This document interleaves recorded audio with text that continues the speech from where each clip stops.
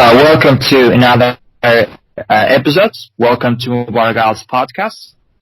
So we have a guest from Egypt, Muhammad Hilal. He's our guest. How are you today, Muhammad? I'm fine. What about you? Very good. Okay. Tell me about yourself, Muhammad. Tell me a little bit about yourself. What do you do, for example? Where do you live? Well, I'm Mohammed Hilal from Egypt. I live Okay. right now in Saudi Arabia, and I'm an accountant. Do you love your job? Well, of course I do, but sometimes it becomes boring, Don't that you love counting money. That's why you became an accountant. Well, I like math since I was a little kid, so I guess I became an accountant. Okay. Do you live in Saudi Arabia? Yes. Yeah, currently I do. Okay, but tell me about a little bit of Saudi Arabia. What kind of language they speak? About the traditions. Well, in Saudi Arabia, they speak Arabic as the main language, but they have a dialect from the original Arabic. It's not the original Arabic, which is Fusha. So they have a little bit different Arabic than the one that you might hear in other countries like Egypt, Morocco, and other places. Basically, if you are speaking about culture like food and clothes, then mostly the food is pilaf, like in northern countries like Uzbekistan, Russia, and so on. So they have pilaf as the main meal. And main meal. What's the name of this? Kabsa. In Arabic, it's called kabsa. Kabsa. Okay. Kabsa. It's like a pilaf, right? Rice and cooked with the beef. Yeah, but usually it's cooked. They add chicken, they add beef. Sometimes they add raisins and nuts and so on. Okay, but did you try our Uzbek national dish, Uzbek pilaf? Not really, but I heard about it. And I heard that like in Jeddah or Riyadh, I don't know exactly which city, we have the cafe. It's called Bukhara Cafe in Saudi Arabia. They serve Uzbek national traditional dishes. Well, I guess that I heard that name, but I really didn't visit it, to be honest. Okay. We cook our pilaf with lamb, mostly with lamb. We don't consider chicken as a meat. We don't eat. Only sick people they eat meat, chicken. Oh. We don't consider chicken as a meat. No, we don't consider. But I don't know why. But lamb is the most nutritious, we can say. It's a real meat. Okay. You told me that everybody speaks English. It's like with a Gulf accent, not like Fusha. Okay, but if you walk in the streets, if you talk English, people they understand you. They help you. For example, they show you direction. Do they understand English as well? For example, if I go as a tourist and I can communicate with them in English, can I? Well, you can communicate with them in English, but not everybody would actually understand you perfectly. But due to the multicultural we got here in Saudi Arabia, we have people from different nationalities. English became one of the most spoken languages to communicate between Saudi Arabians and others. Okay, so still we can communicate like a basic. I will have like basic communication. Yes. Sure. Okay, but if that when a person talks about Saudi Arabia, the first thing comes to the person's mind is, I think, Mecca. Have you visited Mecca? Yeah, I did. It was, Yeah. an amazing experience, to be honest. I'm here. I'm here for 4 years, so I've been here for 4 years, and I visited Mecca in the second year here. Okay.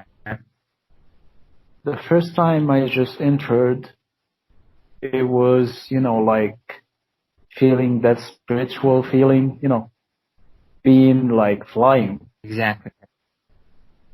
And the moment you start, getting close to Kaaba, then it's really, really amazing. I wish I could be there. I wish. One day, inshallah. One day, maybe. Why not? One day I will visit Mecca. Exactly. Inshallah. Inshallah. Exactly. This is very the whole place. When sometimes I watch, I follow some famous footballers on Instagram. That there was a Paul Pogba who was in Mecca last year, and he was streaming in live, and he's saying like on Instagram that there was the best place in the world if you would like to be. This is a feeling I cannot describe. I'm speechless. He's saying, he just showing the Mecca on Instagram. There was I really wanted to be in there and that time. I mean, you visited, you feel like that. This is the most whole place, I think, in the world. And Every Muslim world. It's totally different. The way that you see it on the TV from the way you just, when you are inside, it's totally different from the way you see it on the TV.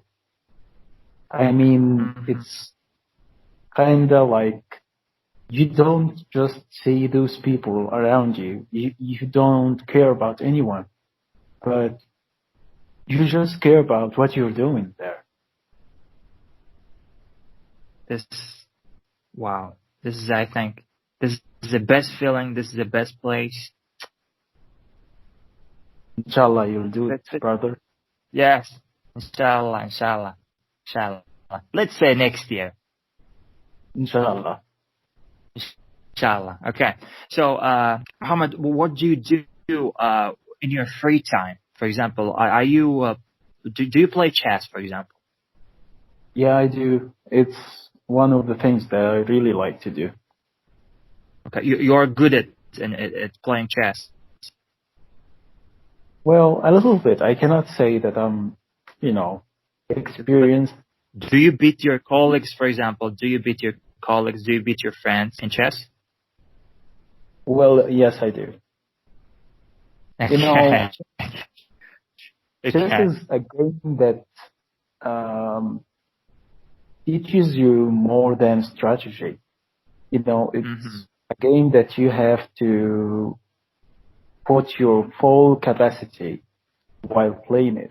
And many scientists said that little children actually should learn chess because it's, developing the way that they think due to the fact that you face a new strategy and new game every move you do. So it's really amazing. But do you think it helps to improve your brain also, maybe your memory system, or how do you think? Maybe you think very quickly while you're practicing chess, when you play chess. Do you think that?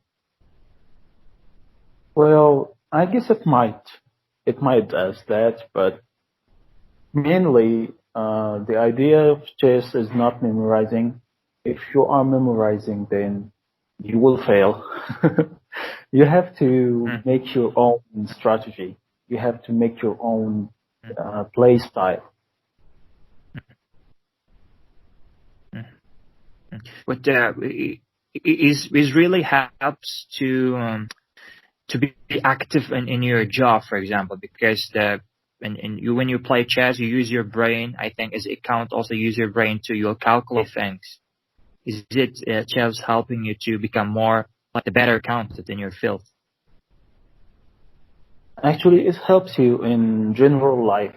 You know, it gives you the ability to have a better decision making and Mm-hmm.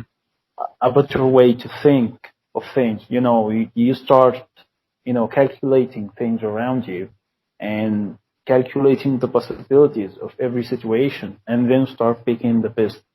And that's the same in chess. Mm-hmm. Mm-hmm. Okay. So chess, it helps. So I cannot say that I'm very good at chess, but when I was studying at school, I was a child. I beat every kid at schools. It was a really good feeling, you know. Even I can do something. Yeah, Still, I play chess, but it's not too much because maybe I don't have time. But we can make time for anything, but maybe I don't want to. But you told me after this episode, I think, of our MuborakTalks, I start playing chess again. I think you, because you inspired me a lot. I'm a student. His name. He's one of my good students. He is really good. He's talented. He works hard. He studies hard. Can you say something to him in Arabic language? Because I really want you to say something, because he's holding the name Muhammad. Because I think it's really good for him to hear something in Arabic from you. sure. Okay. Well, what I really want to say to him is, Muhammad, uh, بارك الله فيك. استمر في تعلم اللغة. لا تيأس أبدا. أتمنى لك كل التوفيق.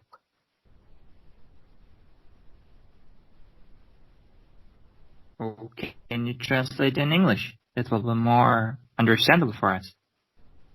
Sure. I said, may Allah bless you and keep studying and never give up. And I wish you all the best. Thank you very much, Muhammad. Thank you. Thank you for your time. Thank you for even for best wishes for Muhammad. Inshallah, we'll talk on our next episode. أشوفك على السلامة. مع السلامة. Thank you. Bye.